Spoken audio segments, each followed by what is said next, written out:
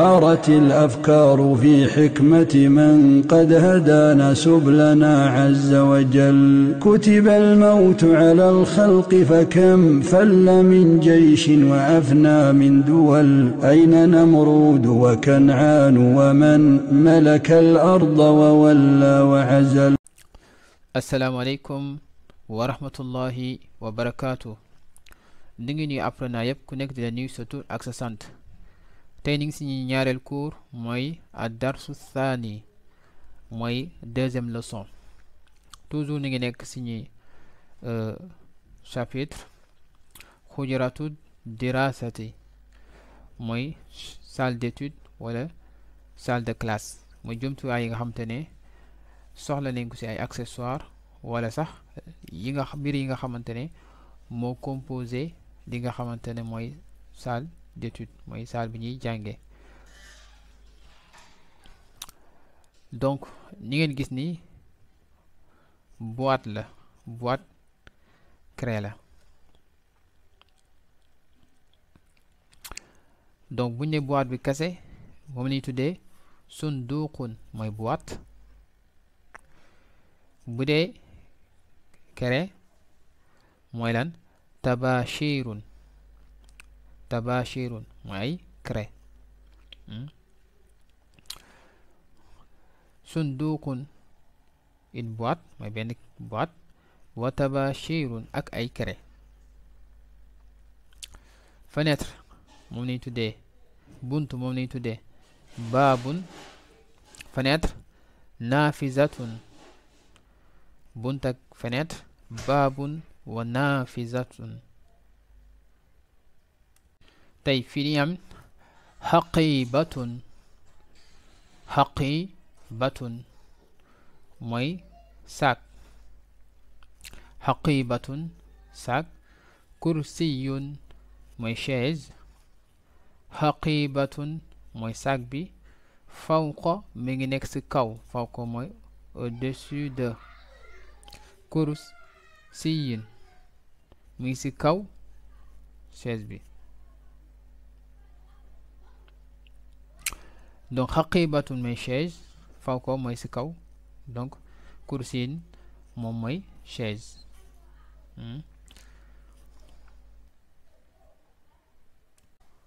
Tayib massahatun massahatun mooy éponge mooy chiffon. saburatun xam ngeen ko mooy tableau. massahatun wa saburatun un chiffon et un tableau. bu dee bibliothèque moom lañ wax maktabatun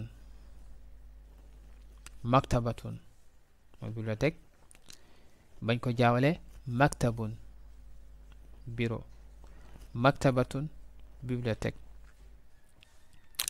carte d'identité bitaqatun bu dee bibliothèque ak carte d'identité lañ wax maktabatun wa bitaqatun.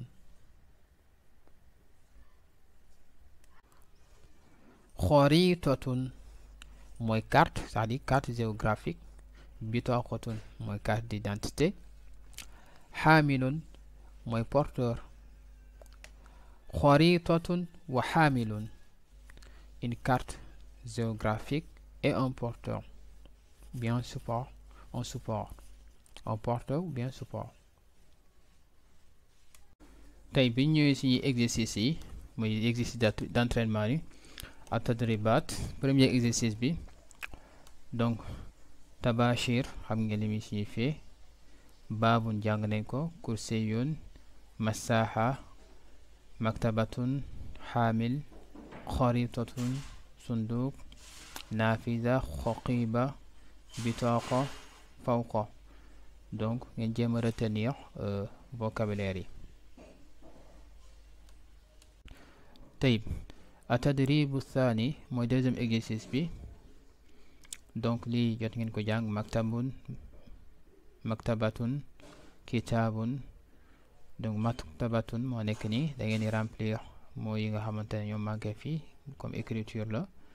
fii tamit tabashirun bitaqatun sunduqun am nañ sunduq fii da ngeen di recopier yenn yi fi nekk donc ainsi de suite moo ngeen di def pour yi pour ngeen gën a mën a retenir li nga xamante ne mooy tayib atadribu thalith ñettal exercice bi si lettre yi ngeen xamante ne gis ngeen ko yu si am lettre to donc tabashirun bitaqatun kharitatun mistaratun gis nga yu am lettre ko ngeen jëm ko jàpp mooy haqibatun lettre ko sunduqun fawqa bitaqatun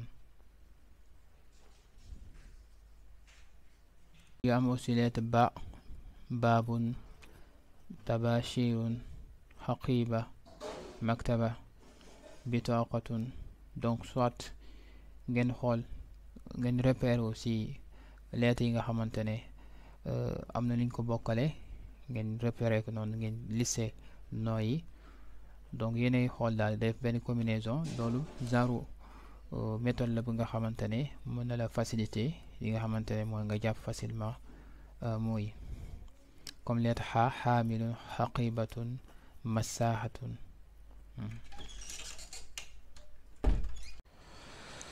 tayib lii may cours bu tey donc di leen jox daje cours prochain incha allah asalaamaaleykum wa rahmatullahi wa barakaatu.